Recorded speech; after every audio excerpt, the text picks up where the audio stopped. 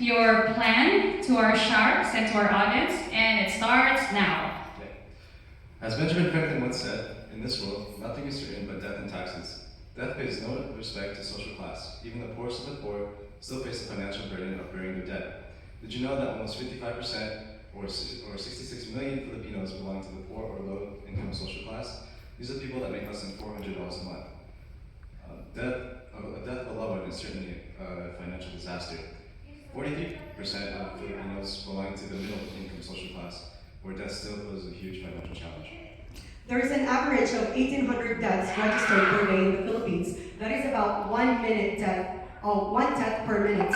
Unfortunately, most of these families cannot afford to pay for the hefty price of a funeral service. The main problem that Filipinos are facing today is the increasing price of a funeral service. Cremation could be an option, but it's still as expensive as the traditional funeral service.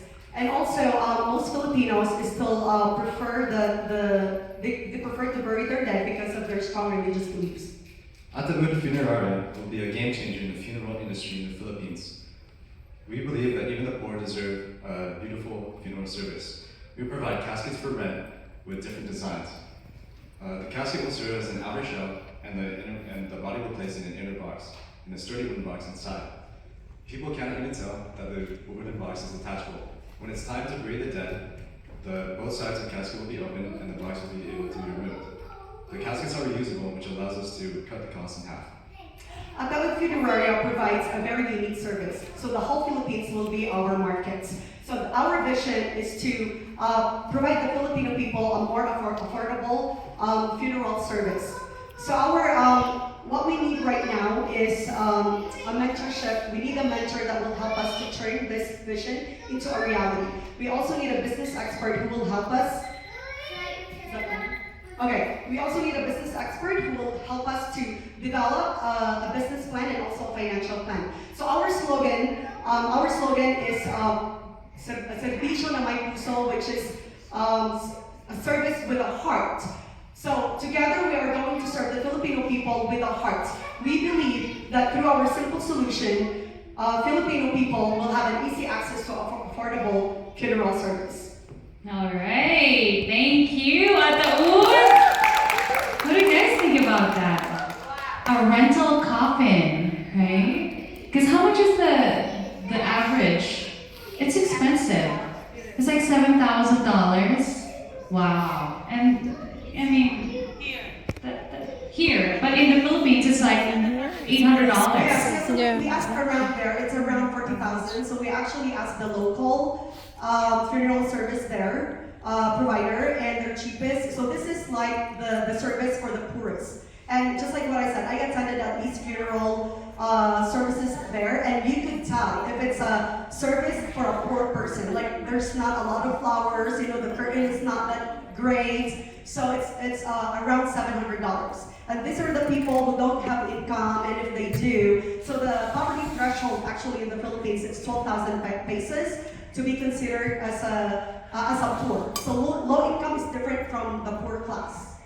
All right. So I know you guys have a lot of questions, so I have the microphones here, Sharks, and I'll give you 5 minutes for Q&A.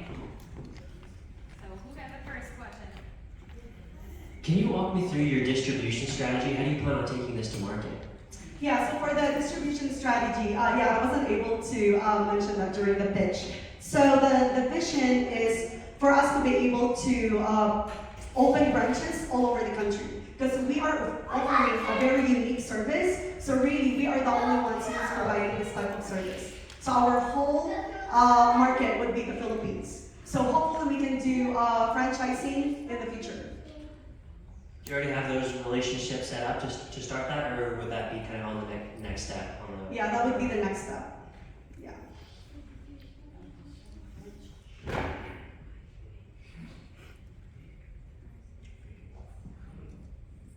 So do you have any more questions? I do. So how does that work? So basically, they will rent the coffin and then the casket, and then remove the body in the cemetery. Yes, yeah. So pretty much there are two coffins in one. Yeah. So you have the outer shell, and then we will have the wooden box inside because we have to face it. Okay, when we say 40,000, that is not. That's the one that they're offering right now. That's for the poorest of the poor, right? That's actually the whole setup. So that is. The margin is 14,000 pesos. What is the margin inside? Uh-huh. To be honest, we don't know because So you mentioned earlier you have $700 yeah. for the poorest of the poor. That's how much they want right now.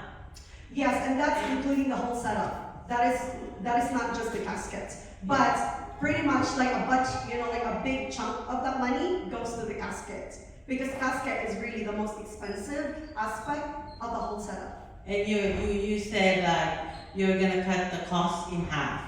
So you're thinking about selling it, marketing it for 14,000 pesos the whole entire service, right? Yeah, that's for the entire service. So we're thinking if we could offer the service for, like 20,000, and that's for the whole setup. That's not even, that is not just the casket, but it's the whole setup. We're thinking about, I don't know, like if you've been to a funeral in the Philippines, right? The whole setup, it has the curtain, it has the lighting, it has the carpet, transporting the dead to the graveyard. So it's the whole thing. So it's the whole service. It's not the land or the place. That's not included alone. So you can just imagine how, how financial disastrous is this for a poor family.